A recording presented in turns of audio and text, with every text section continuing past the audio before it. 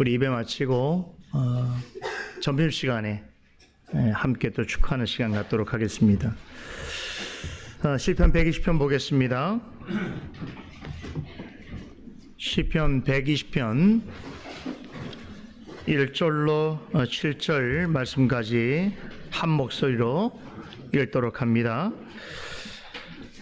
120편입니다. 내가 환난 중에 여호와께 부르짖었더니 내게 응답하셨도다. 여호와여, 거짓된 입술과 괴사한 혀에서 내 생명을 건지소서.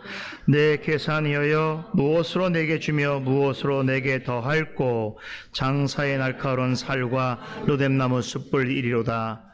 메색에 유하며 계달의 장막 중에 거하는 것이 내게 화로다. 내가 화평을 미워하는 자와 함께 오래 거하였도다. 나는 화평을 원할지라도 내가 말할 때에 저희는 싸우려 하는도다. 지난주 새해 첫 주일에 새롭게 시편 해설을 전해드리면서 성전에 올라가는 노래라고 불리우는 시편을 생각할 때에 여러분이 꼭 기억하고 있으면 도움이 될 만한 점들을 설명해 드렸습니다. 시편에는 성전에 올라가는 노래라고 하는 표제어를 가진 시가 120편에서 134편까지 총 15편 수록되어 있습니다. 시편 안에 있는 또 다른 하나의 시편 모음집이라고 할 수 있겠지요. 지난주에 살펴본 말씀 중에 내용 중에 한 가지만 기억해 보십시다. 이 시편들을 성전에 올라가는 노래라고 부르게 된 두 가지 견해가 있다고 했는데, 첫째는 초막절이 되면 유대인들이 예루살렘 성전 안에 있는 여인들의 뜰에서 이스라엘의 뜰까지 연결되어 있는 15개의 계단을 하나하나 오를 때에 이 시편 15편의 시편들을 불렀다고 합니다. 그래서 이 시를 가리켜서 성전에 올라가는 노래라라고 하는 제목을 가지게 되었다라고 하는 그런 견해가 있습니다. 둘째로는 이 같은 제목을 붙이게 된 또 다른 이유가 있는데, 그것은 이스라엘 백성들이 역사적 상황과 관련되어 있습니다. 바벨론 포로 생활을 마치고 예루살렘으로 귀환하는 이스라엘 백성들이 그 순례 여정 가운데 이 시편들을 불렀다라고 하는 것이죠. 그래서 이 15편의 성전에 올라가는 시편은 믿는 자의 순례의 여정과 관련되어 있다고 할 수 있습니다. 그런 점에서 보자면 이 15편의 시편은 이 땅에 사는 성도가 세상으로부터 하나님의 영원한 나라인 천국을 향하여 나아가는 영적 순례자의 삶과 신앙과 관련된 이야기를 우리에게 전해주고 있다라고 볼 수 있겠죠. 이 순례라고 하는 말 속에는 장소를 이동한다라고 하는 의미가 내포되어 있습니다. 성전에 올라가는 노래 시편을 순례자의 노래라고 할 때에 여기에 나타나는 장소적 이동은 이 15편의 시편이 무엇에 대하여 전하여 주고 있는가를 알려주는 중요한 복선 역할을 하고 있습니다. 오늘 읽은 시편 120편은 이 성전에 올라가는 노래 모음집의 첫 번째 해당되는 시인데요. 자, 이제 하나님 나라를 향해서 멀고 긴 영적 순례길을 떠나려고 하는 자의 출발 지점이 어디인가, 또한 그가 처해 있는 현재적 상황은 어떠한가에 대해서 알려주고 있습니다. 자, 그러니까 시인은 지금 이 순례의 최종 목적지로부터 가장 멀리 떨어져 있는 지점에 있다라고 볼 수 있겠습니다. 오늘 첫 번째 구절은 이렇게 말합니다. 내가 환난 중에 여호와께 부르짖었더니 내게 응답하셨도다 라고 그러죠. 여기서 여호와께라고 하는 이 말은 이 15편의 성전에 올라가는 노래라고 불리는 시가 그 전체 내용이 무엇을, 어디를 향하고 있는지에 대해서 단적으로 보여주고 있습니다. 시인이 성전에 올라가는 노래를 통해서 바라보고 목적하는 대상이 누군가? 바로 여호와 하나님입니다. 그런데 시인이 노래를 부르면서 가고자 하는 그럼 최종적인 목적지는 어디인가? 제가 아까 영원한 하나님 나라라고 했는데 그 하나님 나라가 이 땅에 실제적으로 시연되어지는 영적 기관이 교회이겠지요. 이것이 또 성경에는 예루살렘 성전으로 묘사되고 있습니다. 왜 이 땅에 영적 순례자의 길을 가는 사람이 최종적인 목적지를 예루살렘 교회와 예루살렘 성전과 교회로 삼고 있는가? 성전과 교회는 여호와 하나님께서 자신의 거처로 삼으셨을 뿐만 아니라 바로 이곳에서 당신의 택한 백성들로부터 찬송과 영광과 예배를 받으시기를 기뻐하시기 때문에 그렇습니다. 하나님은 모든 곳에 계시지만 하나님의 백성들을 한 곳에 불러 모으셔서 그 성도들을 통하여 영광 받으시길 원하십니다. 바로 그것이 교회인 것이. 시인은 이처럼 하나님께서 자신의 거처로 삼으신 성전에 가서 찬송과 예배를 드리기 위해서 그곳을 향해서 순례길을 떠나려고 하고 있습니다. 그렇다면 지금 그가 출발점으로 삼고 있는 곳은 과연 어디인가? 다시 말해서 예루살렘 성전을 향하는 순례길의 그 출발 지점은 어디인가? 본문 5절에 나오지요. 어디입니까? 시인은 지금 메삭과 게달이라는 곳에 있습니다. 이곳에서 예루살렘 성전을 향해서 순례길을 떠나려고 하고 있습니다. 여기서 말하고 있는 메색과 게달은 고대 지명 이름입니다. 지금으로서는 정확한 위치를 분명하게 말하기 어렵다고 합니다. 그럼에도 한 가지 분명한 것은 신이 가고자 하는 최종 목적지인 예루살렘 성전으로부터 가장 멀리 떨어져 있는 이방입니다. 이방 땅입니다. 시인이 이곳에서 얼마 동안 머물렀는지 정확한 기간은 우리가 추산할 수 없습니다만 시 전체 내용으로 보게 될 때에 상당히 긴 세월 동안 이곳에서 지냈던 것 같습니다. 이제 이곳에서의 생활을 청산하고 예루살렘 성전을 향하여 멀고 긴 순례 여행을 하려 하고 있습니다. 여러분 다들 여행 좋아하시지요? 여러분 여행 간다고 할 때 기분이 어떻습니까? 여행하면 설레고 들뜨지요? 여행은 참 좋은 것입니다. 여행의 좋은 점을 말하자면 끝도 없이 말할 수 있겠지요. 사람들이 어떻게든 시간을 내서 여행을 가려고 하는 데는 다 이유가 있는 것입니다.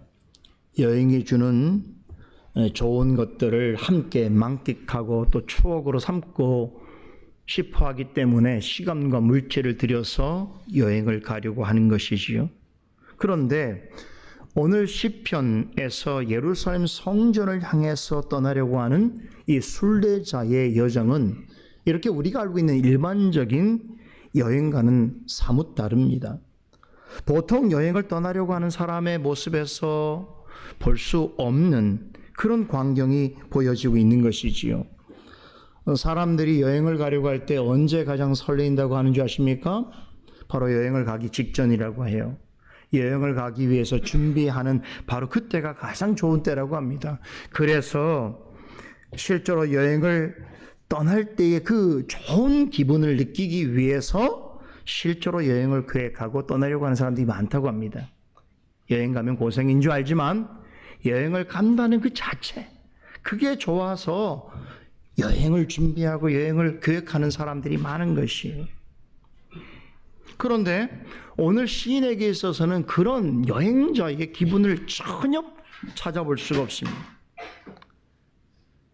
본 시편은 메섹과 게달에 오랫동안 살고 있던 시인의 절규에 가까운 탄식으로부터 시작하고 있습니다. 여행을 가는 사람의 모습이 아니죠.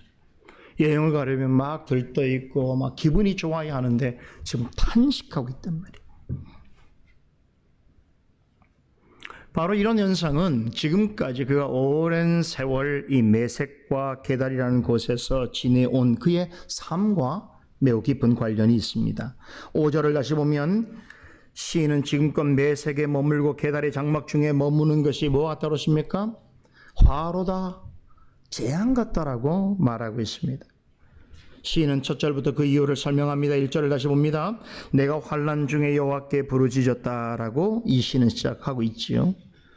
시인이 순례 여정을 시작하기 직전까지 여행해 주는 어떤 설레임, 들뜸 이런 것을 느끼기보다는 오히려 괴로운 심정으로 탄식하는 기도를 드릴 수밖에 없었던 이유가 있는데 그 이유가 뭡니까? 이 메색과 게달이라고 하는 곳에 머무는 내내 환난을 겪고 있었기 때문인 것입니다. 여기서 우리말로 환난이라고 하는 말로 번역되어 있는 이 말의 원래 의미는요, 히브리 말로 차라라고 하는 말인데 무슨 뜻인 줄 아세요? 차라. 아주 좁은 곳, 여러분 큐브라는 거 아세요? 큐브? 아주 작은 공간. 이런 공간 속에 들어가 있는 사람들이 보통 공황장애가 느끼죠. 네, 옴짝달싹할 수 없는 어떤 제한된 상황, 마치 감옥 안 같은 것이. 뭐 저도 감옥 가보지 않았습니다만 아마 그 독방 같은데 자유롭지 못한 바로 그렇게 모든 것이 꽉 막혀 있는 그런 상황을 차라라고 하는 거예요. 이걸 환난이란 말로 번역하고 있는 거예요. 여러분 이 말이 어디에 사용되냐면 요나서에 나옵니다.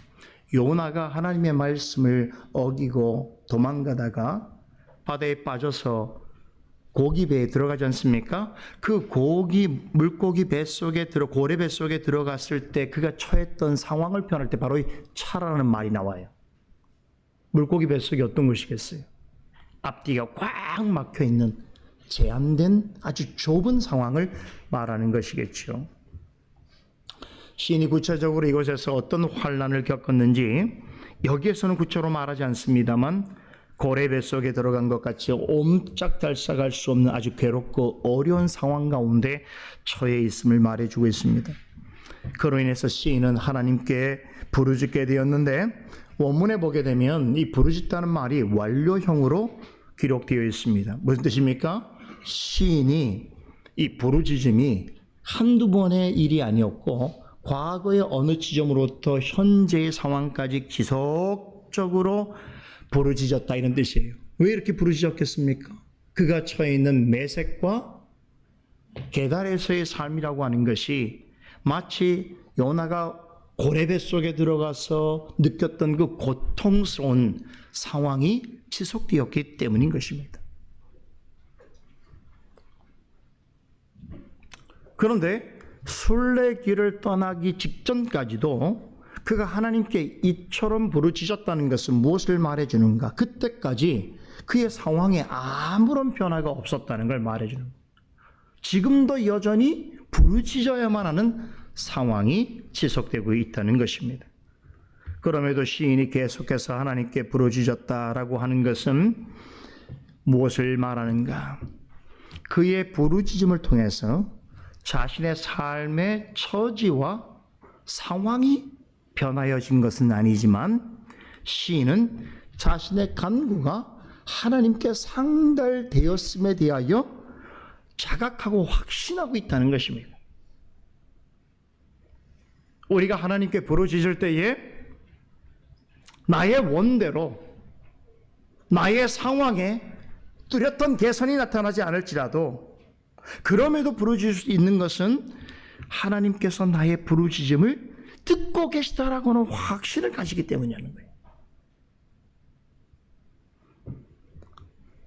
본문에 내게 응답하셨도다라고 하는 말이 의미하는 것이 그것입니다. 여기서 내게 응답하셨다는 말은 내가 기도하니까 내가 원하는 대로 모든 상황이 변하였다라고 하는 뜻이 아닙니다.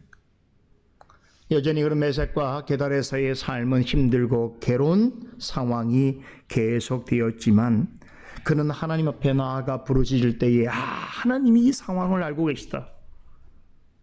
그리고 하나님께서 나의 기도를 들어주고 계시다라고 하는 간절함과 확신을 가진 기도를 하고 있다라고 하는 의미인 것입니다.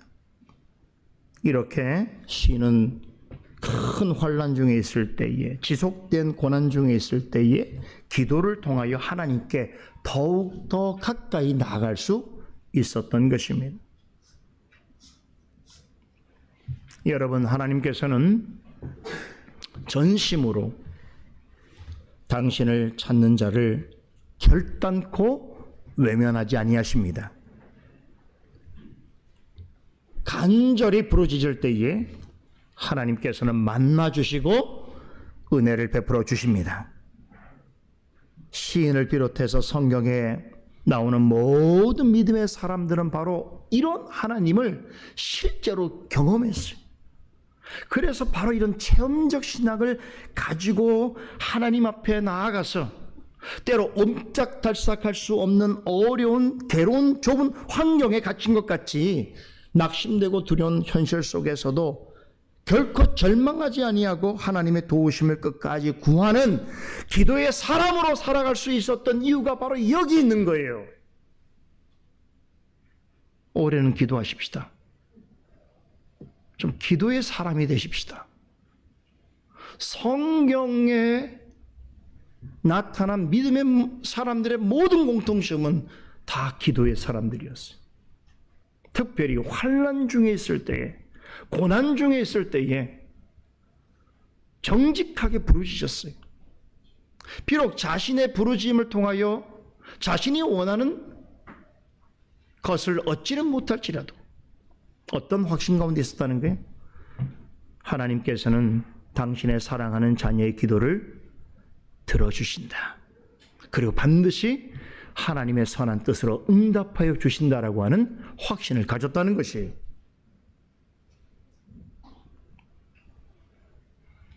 여러분, 오랫동안 어떤 일로 인해서 환난 중에 있다는 것은 참 슬프고 괴로운 일입니다. 그런데 조금만 생각을 바꿔보십시다. 그러한 현재적 상황의 어려움 때문에 오히려 하나님을 전심으로 찾게 되고 하나님께 더 가까이 나아가는 이유가 된다면 그런 환난은 부정적인 것으로만 말할 수 없다는 것이죠. 시편 46편 1절은 이렇게 말합니다. 하나님은 우리의 피난처시요 힘이시며 환난 중에 만날 큰 도움이시라. 하나님이 진짜 나에게 큰 도움이 되신다는 걸 우리가 언제적에 느끼냐면 감당할 수 없는 큰 환난에 처했을 때란 말이에요.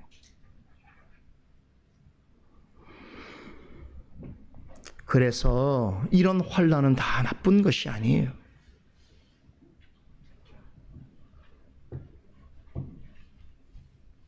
시편 119편 71절에서 말하지 않습니까?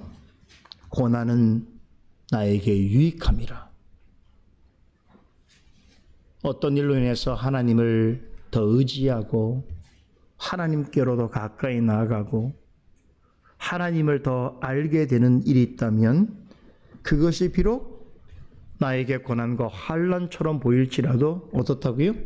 나에게 유익한 것이라. 이게 믿음의 사람의 고백이라는 거예요. 시인은 환난을 만날 때마다 하나님께 나아가 부르짖었습니다. 그때마다 하나님께서는 그의 기도를 들어주셨습니다. 여러분, 그래서 그가 실족하지 않고 배도하지 않았던 것이에요. 메섹과 게날이라고 하는 이방 땅에 하나님을, 여호와 하나님을 믿는 자로 사는 것 자체가 고난인 거예요. 그런 고난이 오랫동안 순례자의 길을 떠나기 전까지도 계속 되었지만 그럼에도 불구하고 그가 하나님께 부르짖을 수 있었다는 것은 무엇을 말해주는 것입니까? 하나님께서 끝까지 그를 지키시고 보호하셨다는 것이죠. 우리도 마찬가지입니다. 하나님께서 우리의 간구를 들어주지 아니하시고 우리가 직면하고 있는 어떤 현실의 어려움 속에서 우리를 붙잡아 주지 않으셨다면 지금 같은 모습으로 하나님 앞에 나올 사람은 아무도 없는 것이에요. 진즉에 실족했고 진즉에 무너졌고 진즉에 배도했을 것입니다.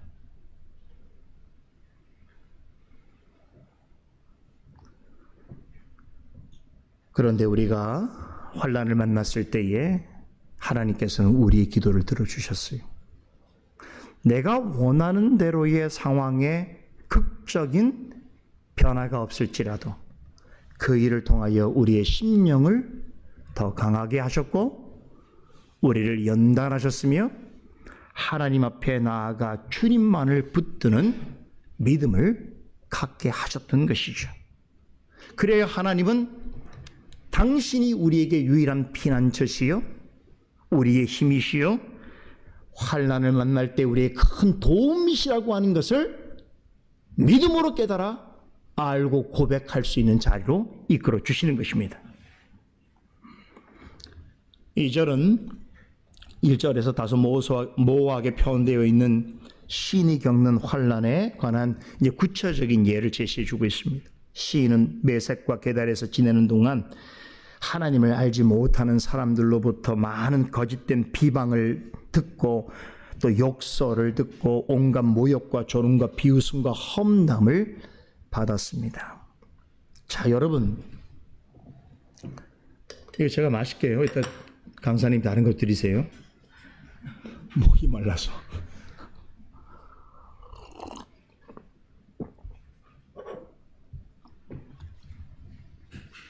이방 땅에서 여호와 하나님을 믿고 산다는 것 자체가 고난이라고 말씀을 드렸는데 여러분 이런 일이 있습니다. 그냥 다른 거 우리가 뭐 누구에게 해를 끼쳐서가 아니에요. 우리가 누구에게 욕설을 하고 비방을 해서가 아니라 좀 이따 더 설명드리겠습니다만 그냥 하나님을 믿는 사람으로 사는 것 자체가 그들에게는 미움과 조롱의 대상이 될 수 있어요. 근데 그런 일들을 계속 당하게 될 때에 그러면 하나님을 믿는 사람으로서 우리는 어떤 기도를 해야 될까요? 하나님, 나의 원한을 갚아주소서. 저 원수를 죽여주소서. 나에게 못된 짓을 하는 사람을 당장 심판해 주소서. 사람들이 나에게 이런 짓을 하지 못하도록 그들보다 큰 성공을 거두게 해주시고 나를 높은 자리에 올려주셔서 보란듯 복수하게 해주소서. 이렇게 기도해야 될까요? 아니에요. 오늘 시인은 끊임없이 자신에게 거짓된 입술과 속이는 혀로 자신을 비웃고 공격하고 핍박하는 사람들을 대할 때에 하나님께 어떻게 기도합니까? 내 생명을 건지소서라고 기도했습니다. 여기서 내 생명이란 말은 히브리어로 네페시, 헬라어로 푸시케, 뭐예요? 생명, 목숨, 영혼으로 번역되는 단어예요. 그러니까 시인은 많은 사람들로부터 공격과 조롱과 비난을 받을 때 뭐라고 기도합니까? 하나님, 저들을 어떻게 주세요로 기도하지 않고 내 영혼을 지켜주소서, 내 생명을 보존하여 주소서라고 하나님께 간구했던 것이 왜 그렇습니까? 우리 영혼과 우리의 생명은 무엇보다 중요하기 때문에 그래요. 우리 예수님께서도 제자들에게 뭐라고 말씀하셨어요? 내가 천하를 얻고도 목숨을 잃으면, 여기서 목숨이 바로 네피시예요. 목숨을 잃으면, 생명을 잃으면, 영혼을 잃으면 무엇이 유익하겠느냐라고 말씀하셨습니다. 여러분, 우리 믿는 사람에게 정말로 중요한 게 뭐겠습니까? 육신도 중요하지만 더 중요한 건 육신을 움직이는 모든 것은 영혼이잖아요. 우리의 영혼과 우리의 생명이 중요하단 말이에요. 그래서 우리의 육신을 건강케 하는 것만큼이나 중요한 일이 우리의 영혼과 우리의 생명을 건강하게 돌보는 것이 중요한 거예요. 새해 들어서 다 건강에 대한 소원을 가지고 얼마나 노력합니까? 무슨 작심삼일이 되겠지만 자기 몸을 돌보기 위해서 다 계획 세우잖아요. 올해는 다이어트도 하고, 올해는 좋은 것도 먹고, 올해는 헬스장에 또 저것도 하고, 등록도 하고, PT도 받고, 다 계획했잖아요. 몸이 중요하기 때문이거든요. 그런데 몸보다 더 중요한 것이 우리 영혼이란 말이에요. 그런데 몸은 그렇게 중요하게 여기면서 영혼을 보존하고 영혼으로 하나님을 만나는 일에 대해서는 관심을 갖지 않는다. 심각한 겁니다. 우리는 건강한 영혼을 소유해야 돼요. 왜 건강한 영혼이 필요한 줄 아세요? 지금 시인처럼 이런 상황을 당할 때에 건강한 영혼을 가진 사람은 상처는 받아도 흔들리지 않아요. 괴로움은 잠시 있어도 낙심하지 않습니다. 시인은 오랫동안 이방 땅에서 지내는 동안 대부분 하나님을 모르거나 하나님을 대적하는 이방인들과 함께 부대끼며 살았습니다. 그럼에도 불구하고 그들처럼 되거나 그들과 타협하려 하지 않고 오히려 그런 상황에서 하나님을 더 의지하고 하나님을 찾고 하나님께 가까이 나아갈 수 있었던 것은 하나님께서 그 영혼을 지켜주셨기 때문에 그래요. 그래서 영혼이 그렇게 중요한 것이에요. 우리도 믿지 않는 자들로 인해서 때로는 몸도 상하고 감정도 상하고 마음도 상할 때 있지 않습니까? 그러나 비록 그런 상황에서도 하나님으로부터 우리의 영혼의 돌보심을 받는다고 할 때는 내적으로 더 강해질 수 있어요. 이런 사람이 진정한 그리스도인이에요. 사도 바울 생각해 보세요. 주님의 일을 하다가 억울하게 감옥에 갇혀 있는데 감옥에 갇힌 사람이 가장 자유한 자가 되어버렸어요. 오히려 감옥 밖에 있는 사람들을 향하여 뭐라고 얘기합니까? 주님이 주시는 기쁨을 누리라고 얘기합니다. 세상 사람들로부터는 전혀 이해할 수가 없는 것이죠. 분명히 이런 상황이라면 나처럼 생각하고 나처럼 고통스러워야 되는데 어떻게 예수 믿는 사람은 저럴 수가 있는가? 오히려 나에게 위로를 하고 나에게 소망을 줄 수 있는가? 영혼이 건강한 사람의 특징입니다. 여러분들도 다 가족이 있지 않습니까? 함께 와서 예배를 드리는 가족도 있지만 집에 남아있거나 또 멀리 떨어져 있는 친척, 친족 다 있지 않아요. 그런 분들이 다 여러분들이 예수 믿는다는 걸 알고 있고 좀 특별한 교회를 다니고 있다는 것도 알만할 텐데 그럼 다 믿지 않는 사람은 도대체 무슨 차이가 있는가? 나와 어떤 차이점이 있는가를 그들은 생각하면서 여러분들을 보게 될 거란 말이에요. 도대체 저런 교회를 다니는 사람은 그렇지 않은 교회에 다니는 사람하고 어떤 차이가 있는가? 뭐 볼 거 아닙니까? 그 뭘로 드러내겠어요? 하나님이 복 주셔서 이번에 뭐 로또 당첨됐습니다. 이런 걸로 얘기할 겁니까? 뭐 주식 투자인데 뭐 엄청 크게 했습니다. 이런 거 얘기할 겁니까? 뭘로 내가 그리스도인됨을 드러내게 될 거예요? 영혼의 잘됨이죠. 영혼은 보이지 않지만 드러나게 돼 있어요. 삶으로, 인격으로, 신앙으로 드러나게 있단 말이에요. 그런 사람은 세상이 감당할 수 없는 성도가 되는 것이죠. 이어지는 3절과 4절은 이런 상황을 잘 설명해 주고 있습니다. 온갖 종류의 악한 말과 속이는 말로 자신을 무너뜨리려고 하는 자들을 향해서 시인은 뭐라고 말합니까? 너 괴사한 혀여 무엇으로 내게 주며 무엇으로 내게 더할 거라고 반문합니다. 여기서 괴사한 혀란 자신에게 악한 말과 행동으로 악을 행하는 사람들을 가리킵니다. 그리고 무엇으로 내게 주며 무엇으로 내게 더할 거라고 하는 말은 시인이 지금 그렇게 하겠다는 게 아니라 여기 지금 주어가 빠졌어요. 우리 번역에는. 주어가 하나님이에요. 그러니까 하나님께서 나에게 악을 행하는 자들에게 대하여 적절할 때에 가장 바른 심판을 행하실 것이라는 의미인 것입니다. 그래서 하나님께서 행하실 심판을 4절에서 뭐로 표현합니까? 장사의 날카로운 살과 로뎀나무의 숯불이라는 말로서 표현하고 있습니다. 즉 하나님께서 나에게 악을 행하는 자들에게 대하여 보응하시는데 그 보응의 방식이 어떠냐면 마치 건강한 장수의 손에서 화살이 쏟아져 나왔어요. 그 화살이 그렇죠? 적의 심장을 관통하듯이 정확하게 심판을 행할 것이다. 또한 단단한 로뎀나무의 숯불이 그의 머리에 쏟아지는 것처럼 어느 때에 확실한 심판을 이루실 것이다 라고 하는 의미인 것입니다. 그러니 어떻다고요? 지금 당장에 그런 어려움, 억울한 일을 당하고 있을지라도 염려하지 말고 두려워하지 말라는 것이. 믿는 자는 하나님을 알지 못하는 자들이 좀 못살게 굴고 좀 오해해서 비난을 하고 또 나쁜 말로 속이고 위협하려 한다고 했을 때에 내 스스로 그들의 원수를 갚으려 해서는 안 됩니다.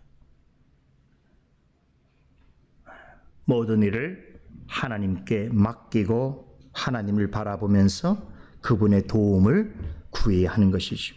이게 성숙한 성도입니다. 왜 그렇습니까? 하나님께서는 믿는 자의 영혼을 끝까지 지키시기 때문에 설령 몸이 죽어도 영혼을 지키시는 분이에요. 믿으시기 바랍니다. 이 몸이 흙으로 돌아가도 영혼은 주님과 함께 하도록 하시는 분이에요. 사실 우리의 몸은 다 후패해서 언젠가는 흙으로 돌아가게 돼 있습니다. 주님 오시기 전에 우리의 생명이 끝난다면. 그러나 몸은 흙으로 돌아가도 영혼은 주님과 함께 하는 거예요. 그래서 오늘 시인이 자신을 괴롭게 하는 자들을 향하여 생각할 때에 저들에 대하여 비난하고 정죄하는 기도를 하는 것이 아니라 오히려 자신의 영혼을 보존해 달라고 하는 기도를 하게 되는 것이란 말이에요. 진짜 문제는 악한 자들이나 그들이 주는 환난이 아닙니다. 어떤 형편에서도 하나님을 어떻게 믿고 의지하는가 하는 것이야말로 정말로 중요한 일이겠지요. 믿는 자로서 하나님을 믿지 않는 사람들과 부대끼면서 살아가야 하는 삶의 정황은 시인처럼 이방인들과 우상 숭배자들이 득실거리는 메색과 게달에서 거주하는 것과 같습니다. 시인이 언급한 메색과 게달은 어떤 장소를 가리키는 동시에 하나님을 믿지 않는 자들이 절대 다수를 이루고 있는 세상과 믿지 않는 자로서 믿는 자로서 그런 삶을, 그런 세상을 살아가야 하는 고단하고 힘든 현실에 대한 은유이기도 합니다. 시인이 오랫동안 메색과 게달에 거할 수밖에 없었듯이 우리도 죽는 날까지 세상에서 하나님을 모르는 자들과 그 틈바구니 속에서 살아가는 숙명을 가지고 있습니다. 본문 6절은 믿는 자로서 세상 속에서 살아가야 하는 현실을 어떻게 묘사합니까? 많은 화평을 원하는데, 많은 화평을 전하는데 저들은 어떻게 한다고요? 나와 도리어 싸우려 한다는 것이에요. 다시 말하면 예수 믿는 사람들은 예수 믿지 않는 사람하고도 어떻게 합니까? 그들에게 그리스도의 평화를 전하고 그들에게 화평의 말과 태도로 대하는데 그들은 그런 태도를 취하지 않는, 오히려 그런 나를 향하여 싸우려 한다는 걸. 왜 그럴까요? 왜 이런 일이 생깁니까? 요한복음 15장에서 예수님께서 답변해 주십니다. 죄악에 오염되어 있는 세상은 본성적으로 하나님과 예수 그리스도를 미워하게 되어 있습니다. 그 때문에 세상에 속하여 사는 사람은, 다시 말해서 세상의 부편 본성을 따라서 사는 사람은 본성적으로 하나님과 예수 그리스도를 미워하게 되어 있습니다. 그러니 자연히 하나님과 예수 그리스도를 믿고 따르는 사람들에 대하여 미움을 가질 수밖에 없는 것이죠. 이것은 마치 어둠이 빛을 싫어하는 것과 같은 이치인 겁니다. 세상에 속한 자는 진실하게 하나님을 믿고 그리스도를 따르는 성도와 전적으로 화목해지기를 원치 않아 합니다. 그러니까 우리가 그리스도인으로서의 진실함을 드러내지 않고 그리스도인다운 정체성을 분명히 나타내지 않을 때는 그냥 그럭저럭 지냅니다. 대부분. 네가 뭘 믿든지 별로 중요하지 않아요. 어떤 종교를 가지고 있든지 어떤 신앙을 중요하지 않습니다. 그런데 여러분들이 사회 속에서, 여러분들의 그 환경 속에서 내가 예수 그리스도를 믿는 사람이라고 하는 그 정체를 드러내는 순간, 그때부터는 사실은 그들 입장에서는 미움의 대상이 됩니다. 다른 종교인들은 다 안 그렇던데 쟤만 그래. 교회 다니는 사람들 다 안 그렇던데 왜 쟤는 특별히 왜 저러지? 이렇게 되는 거예요, 그냥. 그거 자연스럽게 여기셔야 됩니다. 이렇게 6절과 7절은 하나님과 예수님을 미워하는 세상의 본성에 대해서 알려주고 있습니다. 메색과 게달과 다를 바 없는 세상에서 믿는 자로 살아갈 때에 성도는 이유를 불문하고 어떤 미움과 싸움의 대상이 되어집니다. 그렇기 때문에 성도는 오늘 시인처럼 세상에 살아가는 동안 탄식하고 하나님을 찾고 의지할 수밖에 없는 것이죠. 그러나 현실과 타협하면서 매색과 계달의 장막에 거하기를 좋아하고 하나님을 모르는 자들과 더불어서 살아가려고 한다면 그것은 과연 복인가? 아니라는 거예요. 믿는 자에겐 그것은 재앙과 같은 것입니다. 비록 몸은 세상 가운데 있을지라도 영혼은 늘 하나님을 찾고 하나님을 더 의뢰한다면 매색과 계달 같은 세상에 살더라도 진정한 평화와 안식을 얻을 수 있습니다. 왜 그렇습니까? 우리 주님께서 주시기 때문에 그래요. 우리 주님께서는 세상이 줄 수 없는 평안과 쉼을 우리에게 주십니다. 그걸 믿으셔야 돼요. 쉼뿐 아니라 여러분과 저도 세상 안에 살아가고 있습니다. 하지만 우리는 우리 영혼에 만족될 수 있는 참된 기쁨과 소망과 확신을 가지고 있습니다. 그렇기 때문에 하나님이 원하시는 영적 순례의 길을 걸어갈 수 있는 것이지요. 무엇보다도 우리가 이 영적 순례의 길을 담대히 나아갈 수 있는 가장 큰 이유 중에 한 가지는 뭐냐면 우리가 주님의 참된 교회에 모여서 성령께서 우리 모두를 평안에 매는 줄로 하나가 되게 해 주실 때에 우리는 다 같이 함께 이 영적 순례의 길을 담대하게 확신 있게 걸어갈 수 있는 것입니다. 오늘 솔리데오 글로리아 교회가 우리에게 있어서 바로 그런 하나님의 은혜의 선물인 줄을 믿으시기 바랍니다. 이 얼마나 감사하고 복된 일입니까? 함께 기도하십시다. 거룩하신 하나님, 오늘 시편 120편의 말씀을 통해서 우리가 살아가는 삶의 정황과 또 우리가 마땅히 목적해야 되는 신앙의 목적지가 무엇인지를 알게 하여 주시고 또 이런 상황 속에서 어떤 신앙을 가지고 나아가야 하는지를 밝혀 드러내 주심을 감사드리옵나이다. 시인처럼 이제 매색과 계달의 장막을 떠나서 하나님이 거하시는 성전을 향하여 나아가는 발걸음처럼 우리도 모두 함께 솔리데오 글로리아 교회와 더불어서 하나님이 바라시는 영적 순례의 길을 가고 있는 중에 있사오니 우리를 지키시고 우리와 동행하여 주시옵소서. 감사드리며 살아계신 예수 그리스도 이름으로 기도드리옵나이다. 아멘.